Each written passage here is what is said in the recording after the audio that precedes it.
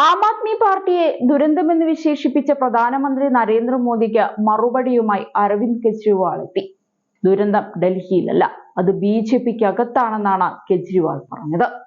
ഒന്നാമത്തെ ദുരന്തം ബിജെപിക്ക് മുഖ്യമന്ത്രിയായി ഉയർത്തിക്കാട്ടാൻ ഒരു മുഖമില്ല എന്നതാണ്.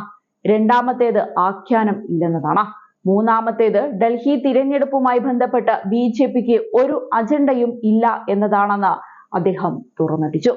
ഡൽഹി സർക്കാർ നിരവധി അഴിമതികൾ നടത്തി. മദ്യവിൽപ്പനകളിലെ അഴിമതി, കുട്ടികളുടെ സ്കൂളുകളിലെ അഴിമതി, പാവപ്പെട്ടവരെ ചികിത്സിക്കുന്നതിലെ അഴിമതി, മലിനീകരണത്തിനെതിരെ പോരാടുന്നതിന്റെ പേരിൽ അഴിമതി, റിക്രൂട്ട്മെന്റിലെ അഴിമതി. ഇക്കൂട്ടർ ഡൽഹിയുടെ വികസനത്തെക്കുറിച്ച് സംസാരിക്കാറുണ്ടായിരുന്നു. എന്നാൽ AAP ഒരു ദുരന്തമായി മാറി ഡൽഹിയിൽ പതിച്ചിരിക്കുന്നുവെന്നാണ് മോദി പറഞ്ഞത്.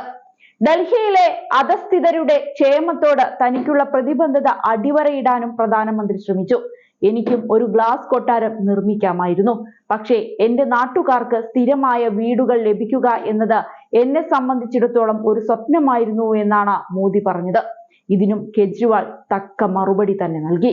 2700 കോടി രൂപ മുടക്കി വീട് നിർമ്മിച്ച 8400 കോടി രൂപ വിലയുള്ള വിമാനത്തിൽ പറക്കുന്ന 10 ലക്ഷം രൂപയുടെ സ്യൂട്ടുകൾ ധരിക്കുന്നയാളിൽ നിന്ന് ചില്ലുകൊട്ടാരം പരാമർശം ഉചിതമല്ലെന്നാണ് കെജ്രിവാൾ പറഞ്ഞത്. ഡൽഹി നിവാസികൾക്ക് നൽകിയ വാഗ്ദാനങ്ങൾ പാലിക്കുന്നതിൽ BJP പരാജയപ്പെട്ടുവെന്നും AAP കൺവീനർ വിമർശിച്ചു.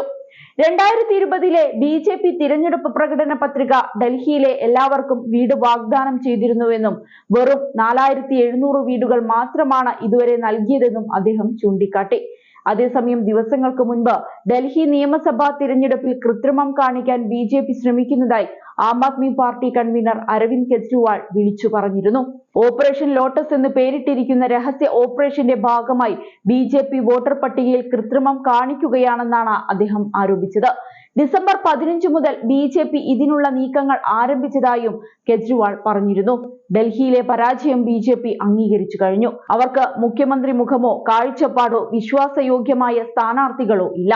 എന്ത് വില കൊടുത്തും തിരഞ്ഞെടുപ്പിൽ വിജയിക്കാൻ വോട്ടർ പട്ടികയിൽ കൃത്രിമം കാണിക്കുന്നത് പോലുള്ള കുതന്ത്രങ്ങളാണ് അവർ അവലംബിക്കുന്നത്. നിയമസഭാ തിരഞ്ഞെടുപ്പിനെ സ്വാധീനിക്കാൻ വേണ്ടിയാണ് ഈ ഓപ്പറേഷൻ രൂപകൽപ്പന ചെയ്തിരിക്കുന്നത് എന്നാണ് കെജ്രിവാൾ ആരോപിച്ചത്. എന്നാൽ ഈ ആരോപണങ്ങളോട് പ്രതികരിക്കാൻ BJP തയ്യാറായില്ല. നേരത്തെ ന്യൂഡൽഹി നിയോജക മണ്ഡലത്തിൽ BJP നേതാക്കൾ വോട്ടർമാർക്ക് കൈക്കൂലി നൽകിയെന്ന ആരോപണവുമായി ഡൽഹി മുഖ്യമന്ത്രി അതിഷി രംഗത്ത് വന്നിരുന്നു. ഇതിന് പിന്നാലെയാണ് കെജ്രിവാളിന്റെ ആരോപണമുണ്ടായത്.